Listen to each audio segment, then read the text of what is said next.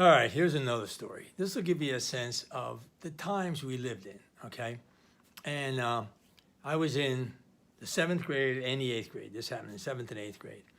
I had a basket on my bike, the one bike that I used for paper route. I had other bikes in between, some good, some bad, but I always kept the one for the paper route good, you know?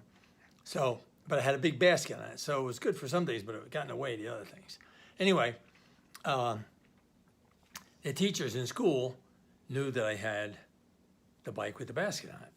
So they said, hey, look, would it be okay for you to take some time off from school and go down to the bank and take this money to the bank and bring back some bills? I said, hey, man, I get out of class, no problem. Now, my mother and father knew about it. The teachers knew about it, of course. And so I wasn't just skipping school, you know. But anyway, here's the deal. They had these cake sales and things like that, you know, in school. And they would generate some money, and then they would save up the money. And then the money was in quarters and nickels and dimes and dollars and stuff. But anyway, they put it in a shoebox. And in the shoebox, every time I went, there were $300 in the box. Now, $300, this is in 1956, 55, right? 55, 56, because I graduated in 57. So 55, 56, right? And 57. It was the equivalent of at least $5,000 today. At least $5,000 today. So now you think about it. You're taking a 7th grader and you're saying, hey, take this $5,000 down to the bank a mile away, okay, and go in the bank, deposit it, and bring back $100 bills, right? That's what I had to do. So I didn't think anything of it. My parents didn't think anything of it. The teachers didn't. Nobody worried about it at all, okay? It was fine. I got on the bike, headed down. I'd get to the bank. I'd come in, hey, Johnny, how you doing? You know, it was a small town, and people knew you, you know. Hey, Johnny, how you doing? How's your mom? This, that, and the other thing, you know. I'd put the money on a thing. They'd say, well, okay, what do you want done with this? I just want to turn it around. I want to deposit it. I just want 3 $100 bills. So they'd count it, make sure it was, you know, right. And then they would give me 3 brand new $100 bills. Put the $300 bills in a box. Now, in the bank, there's the tellers that knew what I had in the bank, right? There's also people online in the bank.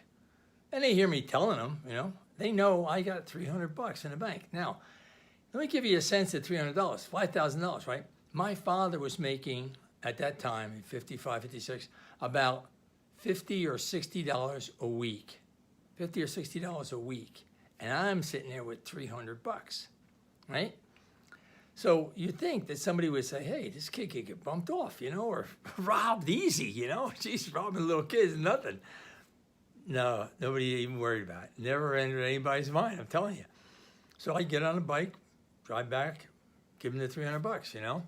And this went on like 3 times each year. So 6 times in 7th and 8th grade. 6 times I took the money to the bank. And now, this one time, this is like maybe the 5th time I'm taking money to the bank. It's middle of the winter in my 8th grade year. I go down to the bank, same routine, drop the money off, explain, you know, get the $300 bills, put them in a box. I'm coming back, and it's really windy, it's blowing right at me. And in leaving town, the main part of town, when you left the main part of town, there was my uncle's gas station. Next to that was a church, okay, Methodist church. And then next to that was a field. The field was about maybe 80, 100 foot wide and deep, real deep field. And then after that were the Beatty mansions. And there were 3 big, today they might not be called mansions, but they were big, big houses. And they had servants' quarters behind the house. They had like a 3-car garage behind the house. And upstairs from the 3-car garage were servants' quarters. So they had, you know, maid and butler and whatever. I don't know what servants they had, but they had servants.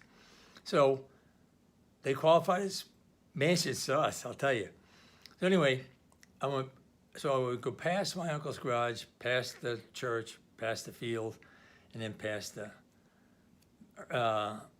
mansions, right? And then head on back to school. And the whole trip was about a mile. So this day I'm going and it's really windy, it's blowing at me. And all of a sudden I hit a bump and the box bounces up and it flies open. And I look quick and I just reach in and grab the money and the box goes flying and the top goes flying and they go flying into the field because I was just past the end of the field. I was just at the first mansion. So it all blew back. So I go back, walk through the fields, get the box, walk a little further, finally find, because the grass is high in the field. Grass is about a foot and a half high or something like that. It's weeds, basically. I go back there, I find the top.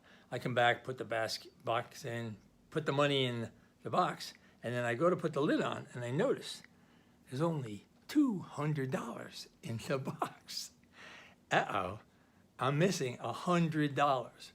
And I'm telling you, $100 today, but $100 then, $100 was over $1,000 today. It was over $1,000. So that's what I'm missing. I'm like, oh my God, what the heck? So now I take the box and I start looking, but I knew it blew behind me, but where? I mean, it's a big field, you know? So I'm walking through the field, walking around, you know, crisscrossing it, looking for the money. And everything's kind of like green, brown, you know, it's mixed up. I mean, it's pretty easy to slip a bill in there and not be able to find it. And I'm panicking, you know, I'm like, oh my God, I gotta find this, I gotta find it, I gotta find it, I gotta find it. I come up to I'm at the end of the field, I'm down to the end, and there's a church there, right? But before the church, right on the side of the field, separated the field from the church property, was a row of hedges. And they weren't too high. But right down at the bottom of the row of hedges, stuck to the hedges, was the $100 bill. Grabbed that $100 bill, put it in a box, held on to the box this time, one hand, riding with one hand, and got it back. Never said anything, just turned it in, no problem. Thanks, Johnny. You know. So anyway, that was a really eye-opener experience. When I think about it today, to think that I would ever let one of my kids, and never you guys letting your kids go, that people don't even let their kids ride on a bike a mile. They don't let them go on a bike for a mile. And here I am on a bike in the middle of the day, you know, with a $300 on the way and $300 back. So, but nobody worried about it. My parents didn't worry about it. Teachers didn't worry about it. The people at the bank, hey, Johnny, you know, hey, how's your mom? So, oh, you want to? Here's money. Okay, take care now. All right, drive carefully. You know, that was it. Anyway, that'll give you a sense of what life was like in a little town years ago. Take care.